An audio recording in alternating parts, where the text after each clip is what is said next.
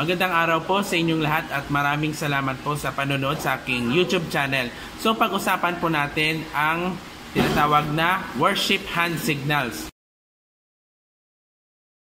So ano ibig sabihin ng worship hand signals, no? So mangyayari yan upang mapansin yung mga musicians, no? Para mapansin yung mga tumutugtog, no? Ipapakita po namin sa inyo ang mga signs ng worship hand signals. So, example, number 1. Ano ito? Hindi yung lagot ka, ha? Yung lagot ka, ha?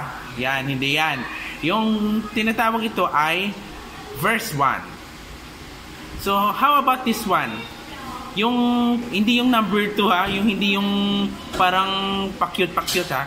So, ang tawag dito ay verse 2. Or kung may kantang verse 3, ito. Yan. Verse 3. And so on and so forth. Okay, next. Anong tawag dito? Ayan. Ito yung letter C. Yung parang sa mga sign language yan na makikita mo yun. Yung C, itong tinatawag na sisenyas ka kapag ang kanta ay papasok ka na sa chorus. Diba? Next naman ang sign ay papakita po namin sa inyo. Anong tawag dito? Ayan. Yan. Ano ibig sabihin? B sign yan, ha? Ang tawag sa senyas na ito ay tinatawag na bridge. Okay, next. Ang susunod na sign na ipapakita po namin sa inyo, yung worship hand signals ay ito. Yan. Ang tawag po dito ay end na yung song. Diba? Ang tawag dito. Yan. Yan.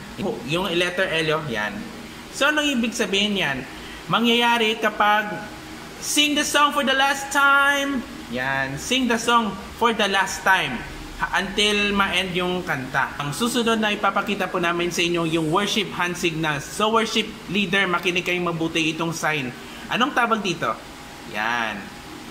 So ibig sabihin, uulitin-ulitin yung kanta. Like for example, kapag yung part ng kanta ay nasa bridge. Yan. Okay.